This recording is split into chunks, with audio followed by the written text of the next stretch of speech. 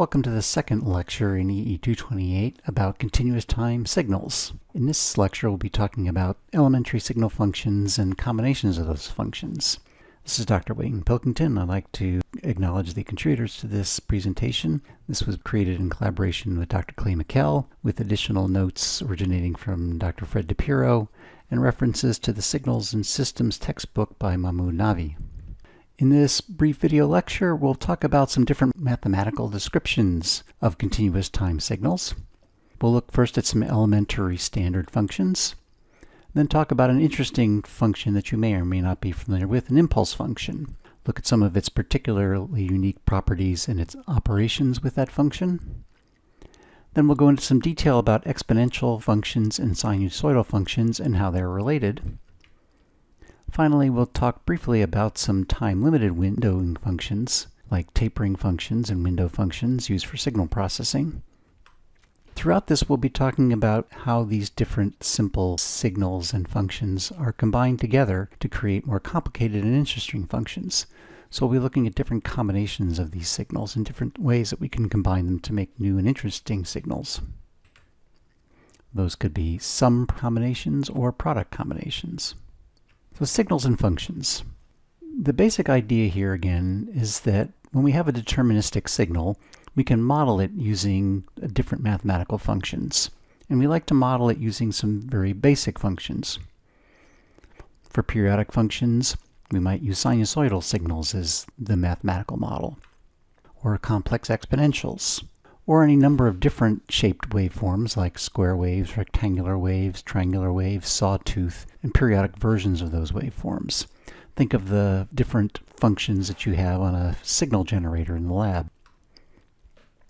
For non-periodic signals, the basic signals that we can use to recreate these might be impulses or steps or ramp functions. They could be exponential functions, either decaying or increasing, using either real, imaginary, or complex exponents. They might be sinc functions, Gaussian functions, and any of a number of different standard pulse and window shape functions. When we need to model a complicated signal, we like to do so using some linear combination of elementary mathematical functions. Here, for example, we have a function that combines an amplitude multiplier A times an exponential function e to the alpha t times a cosine signal with a particular frequency and phase. So here we're combining and multiplying together three different basic functions to create a more interesting, more complicated one. Typically, we like to use additive combinations, although as in the example above, multiplicative ones sometimes are necessary. And usually we need to manipulate our basic functions before we combine them and use them to create the particular signal we're interested in. We might need to make them bigger or smaller, scaling their amplitudes. We might need to shift them in time or their starting point in time. We may need to stretch or compress them in the time axis. And so after we look at these different simple functions, we'll want to look at how we manipulate those to reshape them to create these complicated signal models. How do we scale our amplitudes? How do we shift them in time? How do we stretch them in the time axis direction? And how does that show up functionally in a particular simple function elementary mathematical form? For instance, we're familiar with cosine signals, and we know when we want to scale its amplitude, we put a scale factor out in front, like our A1, A2 here. When we want to shift it in time, we use a phase argument to accomplish that. When we want to change the width of the function, we change the frequency, either the radian frequency or the Hertz frequency of the cosine. So similar to the cosine signal, we're going to want to have ways, a standard way to manipulate our basic elementary functions and do these same sort of operations. That'll be the topic of the next video. In this one, though, we're going to concentrate on learning on what are some of these simple basic functions that we're going to reuse over and over again. What are their characteristics? We want to have a common lexicon, a common group of functions, and common understanding of these different functions and what their shapes are and how they work. So let's begin with some very basic ones. Let's begin with a very simple function, the signum function, also known as the sine function. Now that's sine as in S-I-G-N, not S-I-N-E. The idea of a signum or sign function is that the value of the function is equal to the sign, the sign, of the function's argument. So my argument is t. So for positive values of t, for t greater than 0, my signum function has a value of +1. For negative values of t, for t less than 0, the function has a value of -1. And so the value of the function gives us the sign of the argument. Technically, at t equals 0, we have a discontinuity here. We might say that the function is undefined there. However, if we talk to the mathematicians, they'll say that actually on a discontinuity like this, the actual value of the function is halfway between the bottom and the top. So in this case, the signum function would technically have a value of 0 at t equals 0. This kind of definition where we have different values or different functions for different intervals in time, we're going to call a piecewise definition. I could similarly express the same function using a more functional form, using a more mathematical form, and that would be expressed here. For all values of t not equal to 0, the function has a magnitude of 1, so absolute value of t over t giving me 1 all the time. And we get the proper sign by taking the absolute value. For negative values of t, we get a positive value in here, but we get a negative value in the denominator, so the quotient is still negative. For positive values of t, both the numerator and denominator are positive, and so we get our +1. The exceptions at t equals 0, we still need a piecewise definition for that to specify that exactly at t equals 0, the function has a value of 0. Now if we shift that signum function up a little bit, we have a unit step function. We'll use the nomenclature u of t to describe this function for this course. And we understand that the unit step function u of t has the shape of 0 for time t less than 0, and 1 for time t greater than 0. Again, using a piecewise definition. So it is literally a unit step, unit meaning a size 1, and a step up at t equals 0. Now when the mathematicians are watching us, we have to say that actually at t equals 0, we don't have either of these values, 1 or 0, but the value halfway between them, half the height of the discontinuity. So technically, this would have a value of 1/2 at t equals 0. Using a functional definition instead of this piecewise definition, we could say that u of t is the same as a signum function, where we add 1 to it and then multiply by 1/2. So again, think of our signum function here, starting at -1 for t less than 0 and +1 for t greater than 1. We shift that up by 1, bringing it up to here, but then it would have now a height of 2, and so we have the 1/2 to bring it down to the normal size. If I shift over the unit step function, I would show that by showing the time shift in this argument here. So if u of t looks like this, and goes from 0 to 1 and makes that transition where this argument equals 0 at t equals 0, then a time shifted, a delayed version of a unit step would be u of t minus tau, where tau is the amount of time shift we want. U of t minus tau has a value of 1 for all values of t greater than or equal to tau, and 0 for all t less than tau. Notice how this works. Where this discontinuity happens is where the value of t for which this argument equals 0. So at t equals tau, we get 0 for our argument in here. That's where our function fires off from 0 to 1. Similarly, if I want to show in a time advance a unit step that starts sooner in time, that would be a u of t plus tau if I wanted one that started at minus tau. Again, the discontinuity will happen where this argument of our unit step function has a value of 0. And so if t equals a negative tau, we get a 0 in this point, and that's where this unit step happens in the time advanced version. If I wanted a unit step of a different height, I would simply scale its magnitude by putting a constant out in front. 2u of t would have a height of 2 for t greater than or equal to 0, or 0 for t less than 0. Now we have a unit ramp function, usually specified with the characters r of t. The unit ramp function has a basic value of t for all values of t greater than 0, and 0 for t less than 0. So r of t equals t, so think of that as a straight line with a slope of 1 for all t greater than 0, and 0 prior to that. So this is like a straight line with a unity slope, except it's a causal version of that. Because for negative values of t, we have a value of 0 all the time. Again, this would be our piecewise definition. A functional definition, we'd have to use a multiplicative combination or an integral of some standard functions to achieve that. We could say r of t equals t times u of t. So we take our t function, which would go negative for negative values of t, multiply it by a unit step function that goes 0 and up to 1 here at t equals 0, badly drawn. And the product of those two then is our original function that we wanted, r of t. Now another interesting version of expressing this using an integral. If I had a unit step, let's draw that in again, the height of 1,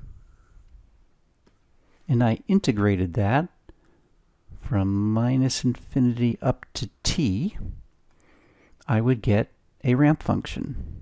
So let's try that out. So if I integrate from minus infinity up to any point in here, I get values of 0. As soon as I cross t equals 0, I start accumulating some area underneath this unit step function. And that area increases and increases and increases and increases the further I go along. And so we would say that a ramp function is like a running integral of a unit step. A delayed version of a ramp function would again use an r of t minus tau, where tau is the time shift, the shift in the starting point of the ramp. And a time advanced version would be r of t plus tau that would start at t equals minus tau. Again, the point where we change functions is where the argument equals 0. We can also scale a unit ramp function. The basic function has a slope of 1. If I scale the amplitude, have 3r of t, would have a functional form of 3t for t greater than 0, so we would get 3 times the slope. Another standard function that we'll use quite a lot is the rectangular pulse function. We call this a rect function, R-E-C-T.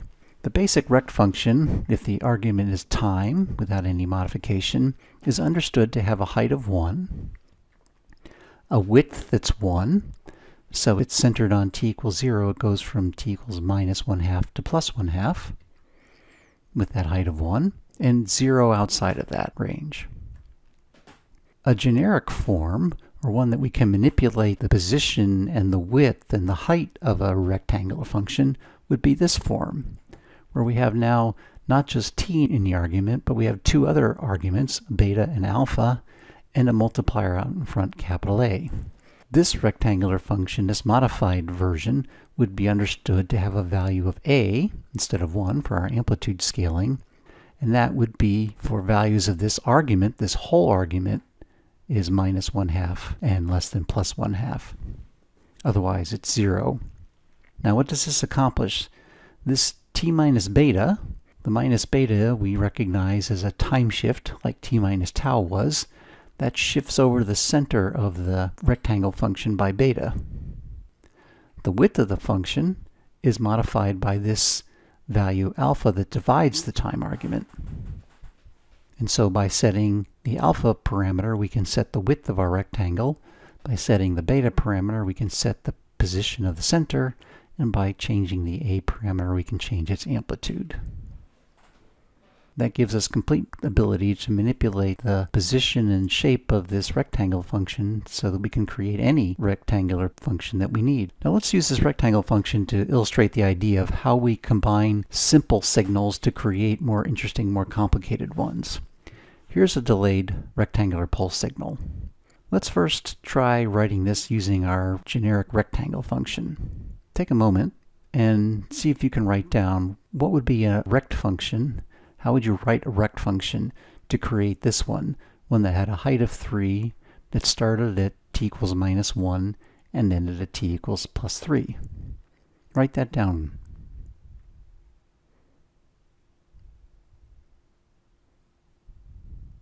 Hopefully you came to this conclusion. We needed a height of 3, so we multiplied our rectangle function by 3. We look for the center position of this rectangle, and it looks like it's now at t equals 1, so we need a delay of 1, so it would be t minus 1 for that shift in the center. The total width goes from minus 1 to plus 3, so it has a width of 4. That would be our alpha argument, would be rect of t minus 1 over 4. Now, could you also express this not using a rectangle function, but using a combination of u of t functions? So perhaps you could add or subtract or multiply some unit step functions to create this exact same shape. Take a second again and try to write that down in your notes. We want to recreate this same pattern, the same shape, this rectangle function, but using a couple of unit step functions. Let's check your result. Here's what I came up with. I took a 3u of t plus 1, so that's a unit step with a height of 3, starting with this argument equals 0. Well, this would be 0 at t equals minus 1. So we started off a unit step here at minus 1 with a height of 3. That particular unit step function, though, would follow along this pattern, but it would continue to go on forever after that. So I need a way to turn off this unit step, and I'll do that by subtracting another unit step that has a height of 3, and that would be a unit step that starts at t equals plus 3. So at t equals plus 3, this argument equals 0. So I'm going to add in a negative 3 there. Starting there, these two would then sum together to create my unit step in the end of my rectangle function. Now, if you were really clever, there is another way to do this. It could also be recreated using this form. Here I'm taking that same unit step, starting at t equals minus 1, and I'm multiplying it by another unit step that has a very strange argument. This looks backwards. This is actually a time-reversed unit step because I have a negative t argument. That unit step goes backwards and starts off at t equals plus 3 back this way. And by multiplying those two together, I would get back my rectangle function. While this combination is clever, it wouldn't be the ideal way to do it. Typically, when we have a choice between an additive combination and a multiplicative one, we want to do additive combinations. They'll turn out to be easier, and they'll turn out to be a bit more amenable to some of our analytical techniques. So if I can recreate a complicated signal using a sum of simpler signals, that's preferable to doing it with a product. Now we come to a unit impulse function, something that you may or may not have been introduced to. This function also has the name of a delta function or a Dirac delta function. We use a Greek small delta to represent this function, and delta of t is defined to be 0 everywhere, for t everywhere except at t equals 0. At t equals 0, this function has a value of infinity. So this is an infinitely tall, infinitely narrow function. Now, as you can imagine, this is not a real-world kind of signal. This is a mathematical contrivance. This is not a signal we could create in the laboratory. But it turns out to have some very useful properties and can become the basis of a number of our analytical techniques that, if it could exist at least conceptually, it gives us a very powerful way to analyze and describe signals and systems. Now, again, this function has 0 duration. It's infinitely narrow. It has infinite amplitude, or infinite height, at that one position t equals 0. And the interesting thing about it is it has a finite area that is exactly equal to 1. So another way of saying that is, if I integrated over all time a delta function, even if that delta function was in that position at t equals 0, as long as a delta function was within the limits of integration, the total area equals 1. We indicate that with a delta function. We usually show them graphically as an arrow, often pointed upwards. Next to the arrow, we put within parentheses a number that represents the area of the impulse. Sometimes we call that the weight of the impulse. So a standard impulse, a standard delta function, has a weight of 1, meaning that its area is 1. Now, also interesting, this signal has infinite energy. Now, if you haven't encountered this before, this seems pretty strange. And again, this is not a signal that we could actually create in the real world, but its mathematical properties make it extremely useful. One way to wrap your mind around this is a familiar model that we use for the delta function. And that is, let's start with a rectangle function. That's easy to understand. And let's give it a width of tau and a height of 1 over tau. So with our generic rectangle function, our width would be tau, our amplitude would be 1 over tau. And so this rectangle function still has a total area of 1, the width times the height. Now what we're going to do is take this rectangle function and keep making tau smaller and smaller. So we're making it narrower and narrower. And as we make the width narrower, the amplitude is commensurately going up. All the while the area remains 1. And we keep doing that and take the limit as tau goes to 0. And at that point, we have something that's infinitely narrow and infinitely tall, the definition of our impulse function. Another way to think of the impulse function practically is that this is a way that we get a very compact 1 for our system. If we could excite a system with an impulse function, we would be putting a big 1 into the system in order to see what it's going to do with that. That becomes the basis of a linear analysis techniques that we're going to use in the future to see and predict how systems respond to an arbitrary signal made up of a whole bunch of 1s. The other way we can derive the impulse function mathematically is to consider it as the derivative with respect to time of a unit step function. So if we take the derivative of this unit step, all along here we have a slope of 0. For positive values of t, we have a slope of 0 again, so we have that part of our definition. But at this discontinuity, we have a slope that's infinite. And so at that one instance, we have an infinitely tall, infinitely narrow function. That is our delta function. And if we take a step up of 1, we end up with a unit delta function with a weight of 1, an area of 1. So a delta function is the time derivative of a unit step. Working the other way, a unit step then is the integral from minus infinity to time t of a delta function. And it turns out if you have any kind of function that has vertical discontinuities, and you take the derivative of that function, the derivative signal will have impulses at the positions of those vertical discontinuities. And it turns out that the weights, the areas of those impulses, will exactly match the height of the discontinuities. So here if I have a rectangle function with a height of 3 that begins at t equals minus 1 and ends at t equals plus 1, if I take the derivative of this function, for negative values of t, the slope of this line is 0, so our derivative is 0. Right at t equals minus 1, we have a vertical discontinuity that has an infinite slope, so we get an impulse. And the weight of the impulse is equal to the height of the discontinuity, in this case 3. Then between minus 1 and plus 1, we have no slope, so we have a derivative of 0. And then we have a negative discontinuity, which I'll show as a downward facing impulse.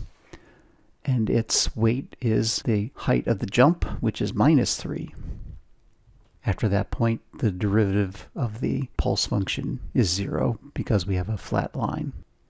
So again, any signal that has vertical discontinuities. When we take the derivative of that signal at the vertical discontinuities, we'll get impulses. Impulses with positive weights for upward discontinuities, negative weights for downward discontinuities. And this is a graphical nomenclature we'll adopt as well. If you have an impulse with a negative weight, you can draw it either way, positive or negative. The weight value should reflect the true weight of the function. If you have a negative impulse, though, it's okay to draw it as downward pointing like this. Now, how impulses operate with some basic operation is of interest to us. If we start with our basic unit impulse function, our delta function, if I want to shift that to the right or to the left, we do that using the same kind of time argument change that we do for the rectangle function. So if I want an impulse that happens at t equals plus 3, that would be a delta of t minus 3. If I want to scale the amplitude, if I multiply a delta function by some scale factor, it doesn't technically change the impulse function itself. It certainly doesn't change its position. All it does is change its height, which is equivalent to changing its area by the same scale factor. So in this case, we have a 4 delta of t minus 3 would be a delta function that occurs when this time argument equals 0. So at t equals plus 3, we have the impulse, and its weight is given by the 4 out here. Now this is something that's a little hard to conceive of, but the mathematicians needed to figure out, if I have an infinitely narrow entity like my impulse function, and somebody wants to squeeze that narrower or expand it in the time axis, if we wanted to time scale it, multiply its time argument by some factor, what does that do to the impulse? Well, it's technically infinitely narrow, and so when I multiply things by infinity, it doesn't make a whole lot of sense. In the case of the impulse, what happens is I don't really change the width of the impulse, but what I do end up changing when I scale its time argument is its weight. The weight is inversely proportional to the time scaling that we apply to the impulse. So if I were to scale my time argument by alpha, the area would be scaled by 1 over alpha. And if alpha happens to be negative, we would use the absolute value of alpha. Now there's two other properties for the impulse function that are extremely important and we'll be coming back to over and over again as we try to use this function in our mathematical analyses of signals and systems. First, we have the product property of impulses. This tells me what happens if I have some function of time, we'll call it x of t, could have any shape I want, and I want to ask the question, what happens if I multiply that function by a delta function, or maybe even a shifted delta function, like multiplying x of t by delta of t minus 3, which is a unit impulse at position t equals plus 3. If I multiply these two together, what am I going to get? Well, the product property says what graphically looks pretty obvious. That is, the product of these two is going to be 0 everywhere, because everywhere except where this delta is, this delta function has a value of 0. So for every time position except where the delta exists, my product is going to be 0. Now, what happens where this impulse happens? Well, at that position, then what I get is my impulse remains in the product. Didn't go away. I had this infinitely tall thing. I can't just get rid of it. But what happens is the weight of that impulse gets multiplied by the value of the function that was occurring at that time. So if my impulse was at t equals 3, I would evaluate x of t at t equals 3. This one happens to have a height of 4. And the product of these two whole functions would be just a delta function whose weight now is the product of the original weight of the delta function and the value of the x of t function at that same time position. In this case, 1 times 4, or weight of 4. And that should make logical sense. Again, we should get 0 everywhere else because the delta function has 0 everywhere else. And here we're taking this infinitely tall thing, so we're going to end up with an infinitely tall thing. its weight was 1, we're multiplying it by something. That multiplication effect has to show up somewhere, and that shows up in scaling the delta function by the value of the original function at the time that the delta function fired off. So this then is the product property written mathematically. X of t is a whole function multiplied by a shifted delta function, results in that same shifted delta function, but its weight now, its amplitude, is scaled by the value of the original x of t function at the time that the delta function fired off, t equals tau. That's the product property of impulses. The shifting property takes that product property and goes one step further. Starts off with the same premise, multiply some arbitrary function x of t by some delta function or some shifted delta function. I get back that single delta function multiplied by the value of x of t at the time that the impulse fired. That's what the product property told me. Now the shifting property says, go one step further. Take that result and now integrate it from minus infinity to plus infinity. Integrate it over all time. What do I get when I integrate this function? Well, I get the weight of this impulse, which was 4. That 4 came from the value of the function at the time that my impulse fired. That is the shifting property, that the integral from minus infinity to plus infinity of some complete time function multiplied by a shifted delta function will give me back one value, just the value of the original function that occurred at the time that the delta function fired off. This is why we call it a shifting property or a shifting integral. This delta function and the integration is sifting out one value of this whole function. It's grabbing the one value at the instant that the impulse fired off and giving it back to me. So we're sifting out a single value of the x of t function. Turns out this is going to be a very helpful mathematical way to pull a sample out of a signal. And we'll use it for that purpose. That's the shifting property. Again, it's the product property taken one step further, adding an integral. And we know the integral of a unit impulse is a 1, and the integral of a weighted impulse is the weight. Let's try this out with a couple of examples. See if you can follow along with me. Here's two functions, 5t squared, that's our x of t, multiplied by a delta function, delta of t plus 2. What is the result of that? Take a minute and see if you can come up with an answer for that. This is applying the product property of delta functions.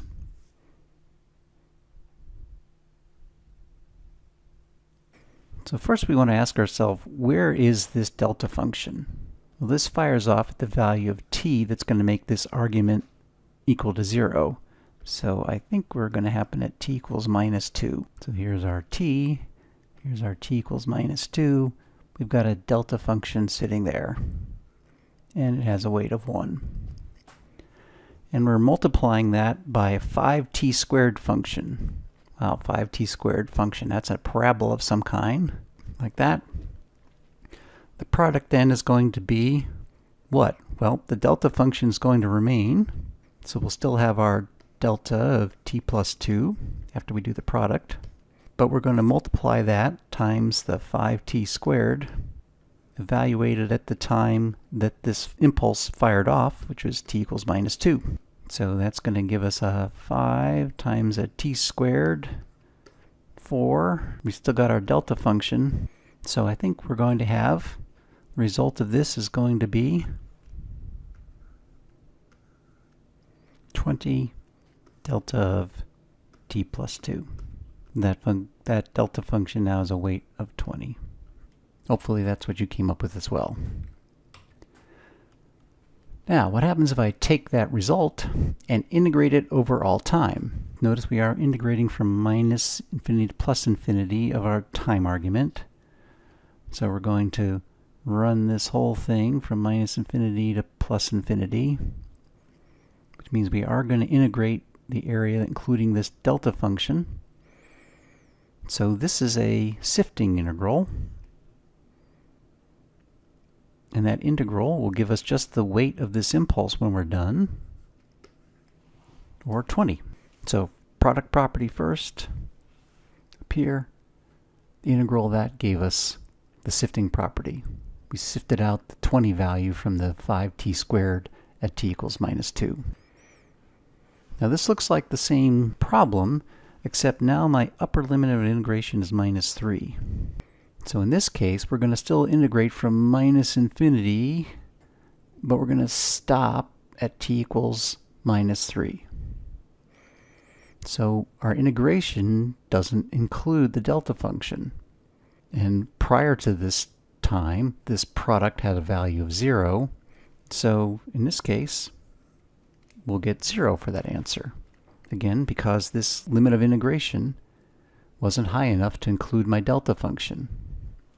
If this had been anything above -2, like if this had been -1, for example, then we wouldn't get 0 anymore. We would have integrated from -infinity to -1, which would have included the delta, and we would have gotten 20 again.